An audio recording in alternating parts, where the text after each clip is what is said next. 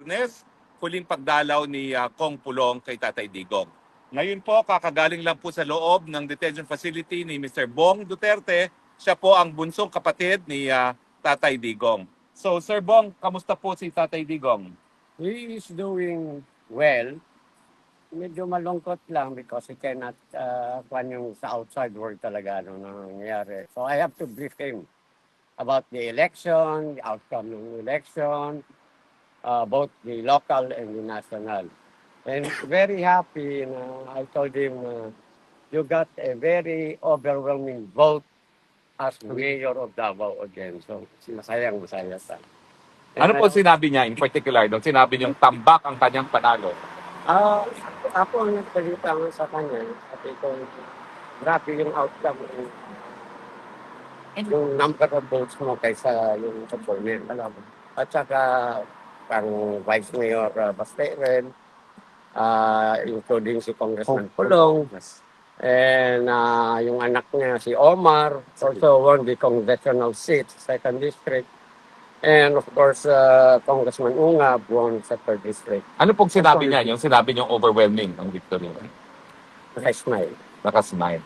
Ngayon, yung ano po, yung 5 na pumasok na inendorso natin para senador, ano pong sabi niya?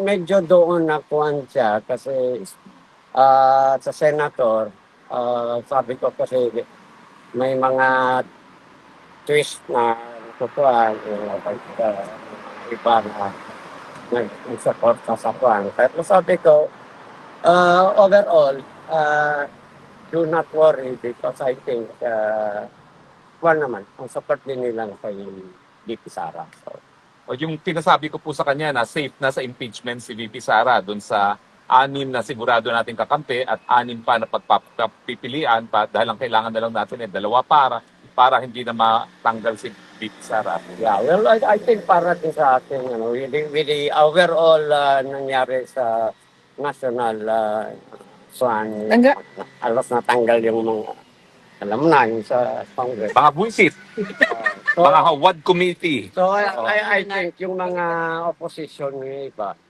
I think they will think about kung ano yung noon, it cannot go that way. So there's a big chance na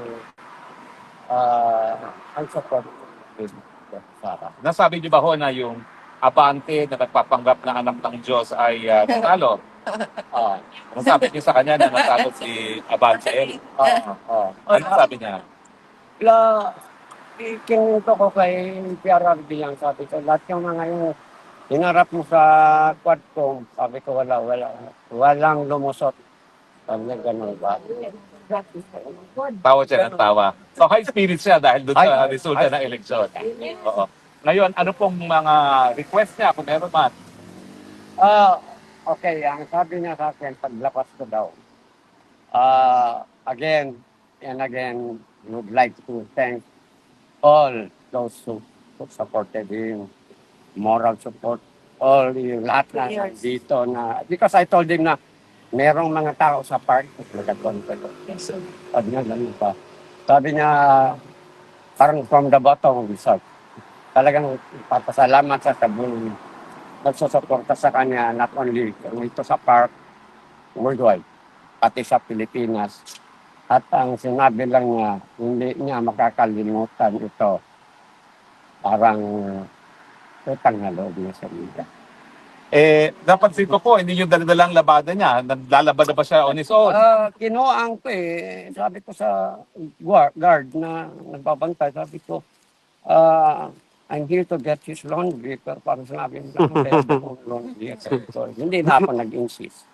Pero ayaw mong maglaba no? Ganon. Pero, ayan, he's okay.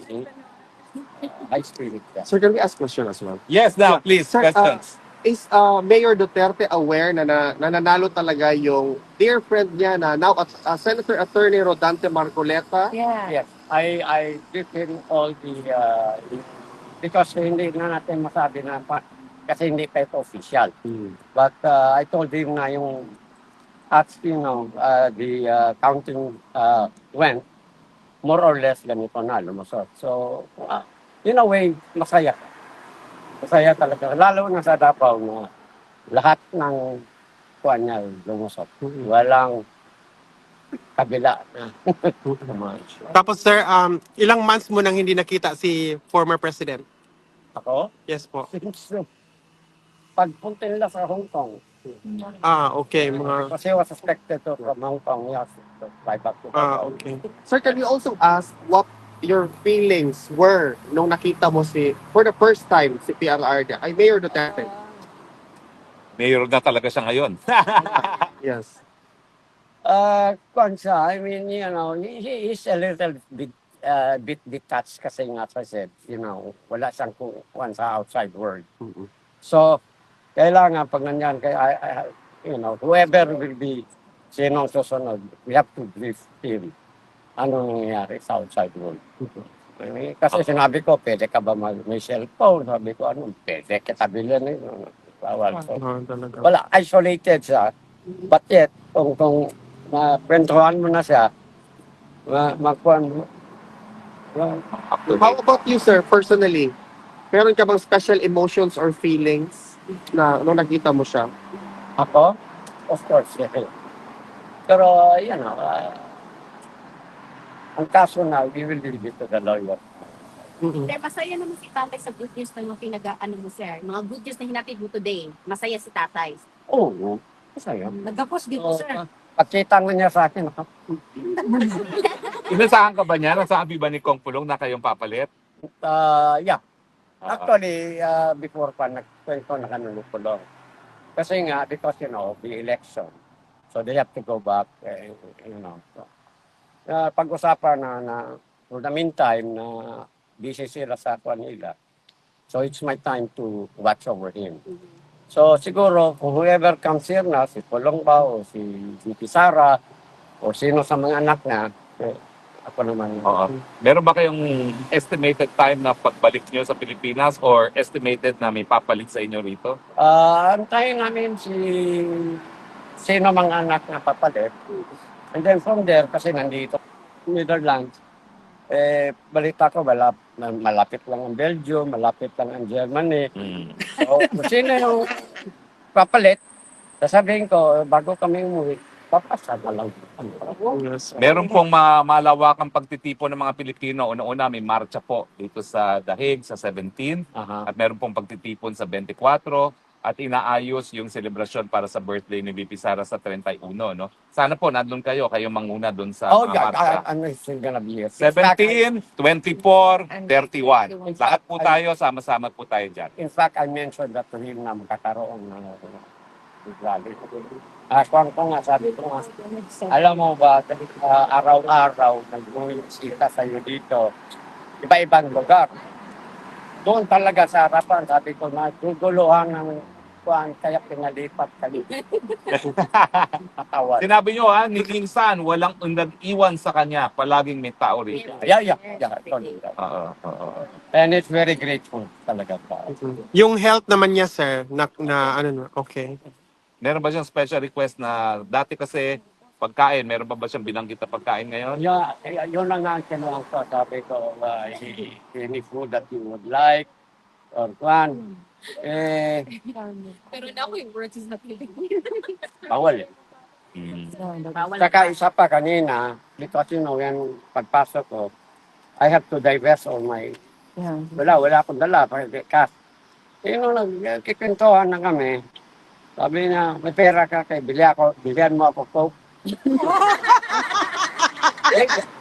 Ang konsiro ni tatay. So, lang, tapang gwardiya to. Pagbalik ko, bayaran lang. Wala akong kasabi ko. So, nung nakausap ko gwardiya, sabi, paano yan? Ang mga pan dyan, wala silang cash. Kagaya nyo, si Juan, isang mag-request ng Coke, wala akong cash. Sabi na, next time, can do niya credit card. So, anong request niya? Meron mga vending machines. Ako naman. Meron naman vending machine. Iwanan nyo na ng credit card, turuan nyo paano gamitin para makabili ka sa... Bawal din. Bawal din. Doon sa visiting area. Maraming restriction. Kailan po susunod yung bisita uli? I'll be back here Friday. Friday. So abangan po namin ang balita uli sa Same Friday. time. Pero meanwhile Kasi po, I cannot, hindi ako pwede ako magdikta kung kailan ako visit. Yeah. Sila Sa facility nila, policy nila. So, yun, twice a week ako pwede. so Sir Bong, marami po kasi mga Pilipino nagtitipon-tipon dito sa Europe, nagpapakita ng suporta. So kung hindi po pumapatak ng araw ng Tuesday and Friday na araw ng bisita nyo, pwede nyo rin sila puntahan, no? Pwede. Sama tayo.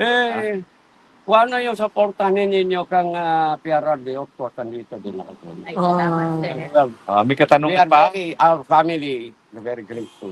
May katanungan pa? Sir, magtawag dito sir sa, di ba, di ka allowed to call ang pamilya ni tatay, di na? Before, allowed man. Video call? Video call? I don't know, probably Si DP lang. ang arrangement niyan with the lawyer. Si BP Pero kami wala talaga. Okay. Palakad nga ako doon, pati jacket, nanginginig ko. Pangit. Sir, okay na yung biyahe, sir, ha? Kararating niyo lang po eh. Yakan yung nga lang. Opo, okay lang po kayo, walang jet lag. Wala pa. Wala pa. Kayo lang, sir, Mamaya pa yan. sa Netherlands. Mamaya. Mamayang gas. Welcome po sa mag-weather. Mainit to, pero malamig pa rin. Any more questions? Salamat. Okay, thank you po. On Friday muli. Okay. Yeah, we'll be here Friday. Same time back. So sa 17 po 17, 24, and 31. Okay. Thank you po.